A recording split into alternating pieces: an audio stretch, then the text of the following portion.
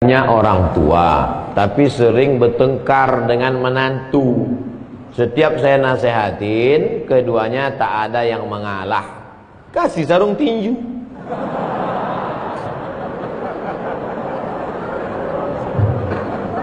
Bagaimana caranya supaya orang tua saya dan menantunya itu bisa akur kembali tanpa menyakiti keduanya, Pak Ustadz?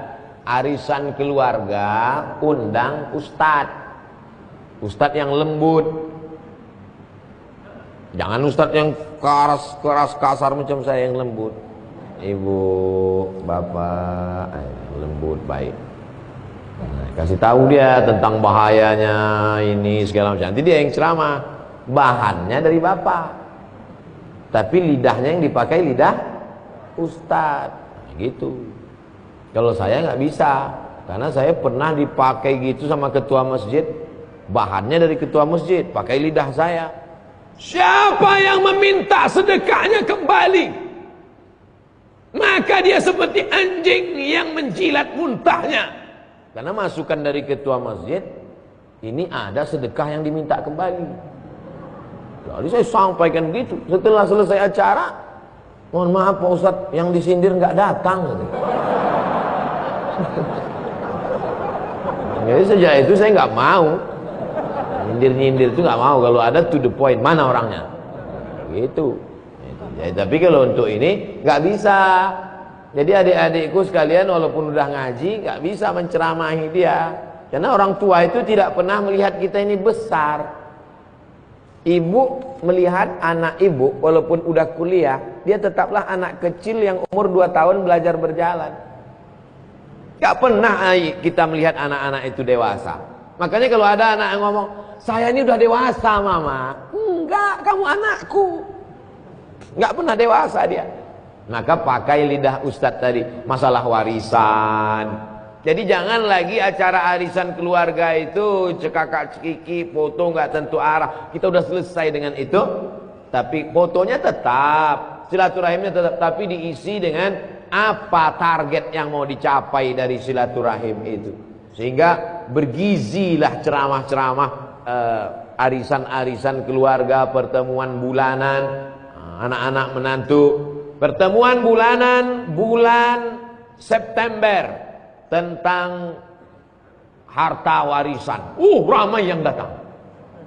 Pertemuan arisan bulan Oktober tentang ini. Nah, masukkan pesan ini. Nah, insya Allah. Setelah itu jangan lupa doa. Nanti Pak Ustadz, Pak Kiai Habib mendoakan. Habib tolong bacakan air ini. Dibacakannya air, masuklah doa itu ke dalam air, berubah molekul-molekul air itu menjadi cahaya. Lalu diminum oleh mereka, masuk ke dalam darahnya, masuk ke dalam jantungnya. Jantungnya yang tadi terbakar dingin, sejuk. Dari jantung naik ke otak, otaknya yang dari tadi tegang, tenang. Berapa banyak orang yang nggak mati-mati sakaratul maut, pas dikasih air mati langsung. Ketenangan. Nah, jadi yang meneliti itu malah orang Jepang, bukan orang Arab, bukan orang Islam. Diteliti mereka air yang dibacakan doa, dipanggil tokoh-tokoh agama, air yang paling bening, paling bercahaya, yang dibacakan oleh ulama dari kalangan umat Islam. Allahu Akbar. Molekul-molekul cahaya. Oleh sebab itu doa. Ada nggak ini Pak Ustadz dalilnya zaman Nabi dibacakan air? Ada. Sahabat Nabi datang lapor, ya Rasulullah, ya aku dapat kambing 30 ekor, halal apa enggak ini kambingnya? Kok bisa dapat kambing dari mana? Di kampung itu ada orang gila, minta doa. Lalu ku baca Al-Fatihah, menahan air liur banyak-banyak. Setelah itu ku ludah gitu dia. Sehat. Dikasih kambing. Kambingnya halal apa enggak? Itulah dalil ruqyah. Ruqyah membacakan ayat-ayat ke air atau langsung ke telinga. Mana tahu dia dirasuki jin dan setan. Itu ada darah di jantung itu. Di dalam jantung itu, ibu bapak nanti kalau motong ayam, coba belah jantung ayam itu. Itu ada darah menggumpal di dalam. Darah yang menggumpal di dalam itulah yang dinaikkan oleh setan. Dinaikkan oleh setan. Kalau dia mendidih ke atas, namanya marah. Kalau dia tidak meledak ke atas, tertahan ke dalam, namanya sedih. Misalnya kita lagi berdiri, tiba-tiba kaki kita diinjak sama orang, kita marah, mendidih darah itu marah. Tapi pas mau membalas, rupanya dia tentara. Kita kan nggak berani kan? Dia turun menjadi sedih, tertahan ke dalam. Marah dan sedih akan hilang kalau berubah menjadi maaf.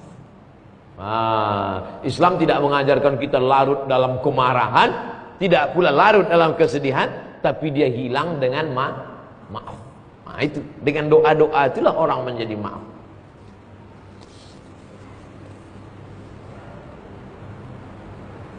Saya diberi seorang anak, istri saya mengandung, sekarang masuk 7 bulan.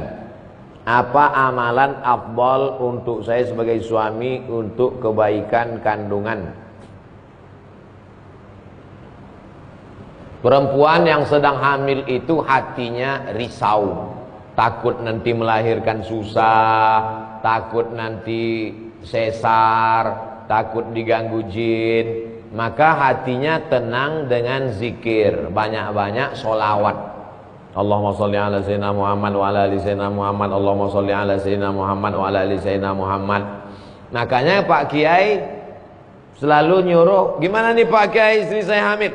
Baca surat Yusuf supaya hatinya tenang. Padahal tujuan Pak Kiai baca surat Yusuf supaya hatinya tenang dan anaknya soleh, tidak mau berzina seperti Nabi Yusuf. Cuman kadang ibu hamil ini salah sangka, disangkanya anaknya ganteng macam Nabi Yusuf. Pas lahir hitam komplain. Pak Kiai iki anake ireng piye iki? Pak Kiai orangnya sabar, nggak marah. Bojone endi? Pas dia bojo, iki podo.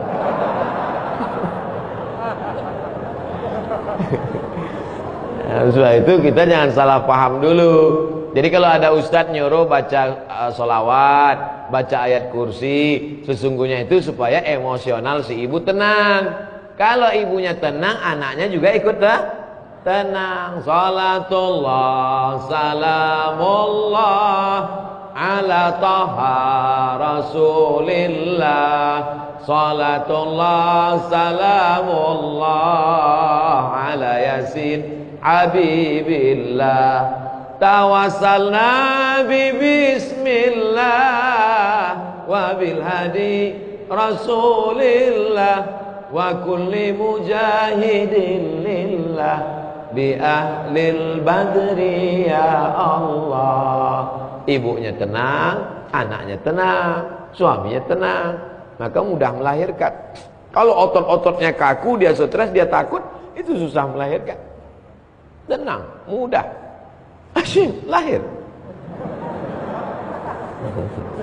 Mudah-mudahan ibu diberikan kemudahan, amin. Sekaligus Ustadz beri usulan nama. Anaknya laki-laki. Anaknya laki-laki, kasih namanya Hawari. Hawari artinya penolongku. Mudah-mudahan anak ini menjadi penolongmu nanti di akhirat, mendapat syafaat, karena anak ini menjadi penghafal Quran. Hawari. Boleh ditambah belakangnya, depannya, terserahlah. Namanya saya kasih Septi Hawari Pak Ustadz. Kenapa Septi? Lahir September. Aduh, yang pakai bulan-bulan itu tak usah lah lagi. Nanti minta sama Habib, sama Ustadz lain supaya tambah namanya. 3 nama untuk paspor bisa umroh. Ustadz, bagaimana sebaiknya melaksanakan ibadah di masjid? Apakah kita ikut salah satu tata cara ibadah, misalnya NU atau Muhammadiyah, atau gimana Pak Ustadz? Saya ketua masjid. Saya gini-gini ketua masjid nih. Jadi saya ketua masjid. Masjid itu memang dari dulu pakai mazhab Syafi'i. Bismillahnya jahar. Bismillahirrahmanirrahim. Ini sholat apa qori? Biasa aja lah. Bismillahirrahmanirrahim. Alhamdulillahirabbil alamin. Arrahmanirrahim. Lalu kemudian kalau subuh pakai kunut, pakai mazhab Syafi'i. Allahumma hdina fiman hadait, wa'afina fiman afait, wa tawallana fiman tawallait. Tapi masjidnya enggak terlalu besar, masjid komplek perumahan kecil. Artinya mayoritas masyarakat di situ memang mazhab Syafi'i. Tapi kalau masyarakat di situ multi, ada bisa dipakai satu contoh masjid di daerah saya juga. Saya ceramah di situ. Lalu saya dengar, saya kasih tahu sama makmum, Ustadz itu imam sir, itu imam jahar. Maksudnya kalau dia imam itu bismillahnya jahar. Bismillahirrahmanirrahim. Tapi kalau itu yang imam sir. Bismillah. Nah jadi semua terayomi. Selama masih ahlus sunnah wal jamaah. Nah jadi saya tak paham komunitas masyarakat di Darussalam, tapi kalau masjid saya pakai mazhab Syafi'i. Terus kalau selesai sholat zikir jahar sama sir, ya mazhab yang jahar itu mazhab Hambali. Karena menurut Imam Ahmad bin Hanbal, kalau dalam mazhab Syafi'i selama makmumnya belum tahu dikasih tahu. Cara ngasih tahu makmum gimana? Dijaharkan. Astaghfirullahaladzim, astaghfirullahaladzim, astaghfirullahaladzim. La ilaha illallah la syarikalah. Makanya kalau kita sholat di masjid, imamnya misalnya kuat, berarti dia ngasih tahu makmum. Kalau imamnya enggak kuat, berarti makmumnya udah tahu. Gak usah dipermasalahkan. Dia menjadi masalah karena dipermasalahkan. Disitulah letak masalahnya. Jangan masalahkan yang tak perlu dipermasalahkan. Yang penting masih sholat. Nah itu. Jadi kalau menganggap musyawarah lah bersama masyarakat, bersama jamaah.